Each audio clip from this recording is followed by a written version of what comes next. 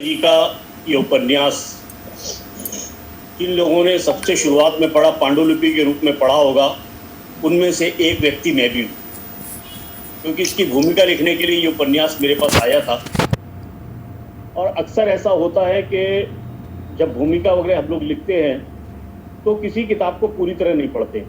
ईमानदारी की बात ये है, हम लोग इधर उधर से कुछ पन्ने पलटते हैं, कुछ पन्ने पलट के एक इम्प्रेशन दिमाग में आ जाता है और उस इम्प्रेशन के हिसाब से भूमिका निकाल देते हैं, लिख देते हैं उसके हिसाब से। लेकिन ये उपन्यास जब मेरे सामने आया तो उसको मैंने पढ़ना शुरू किया।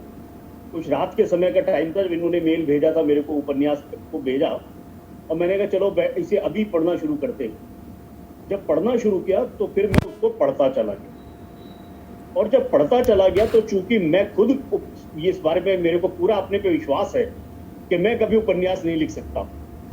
इतनी कठिन विधा, इतना पकड़ के रखना शुरू से पात्रों को, और कहां से कहानी, जैसे इन्होंने है, कभी कहानी वर्तमान में आती है, कभी भूत में चली जाती है, तो उन सब घटनाओं को पकड़ के रखना और आगे बढ़ना।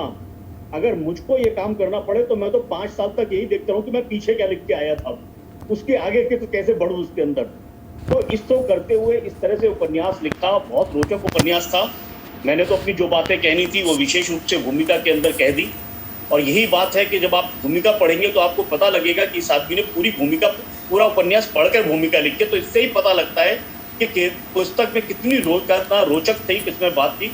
जो मुझे सबसे बढ़िया बात लगी वो लगे इसका शीर्षक बहुत अच्छा लगा, लहराता चांद। और इन्होंने अपने उसमें स्पष्ट भी किया है कि भाई क्यों, क्या लहराता चांद है।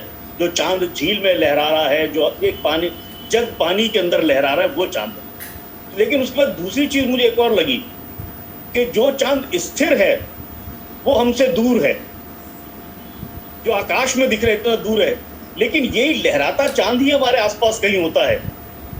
तो हमारे सामाजिक जीवन में, हमारे पारिवारिक जीवन में जहां भी हम कहीं देखते हैं तो ये लहराता चांद हमारे बिल्कुल निकट होता है।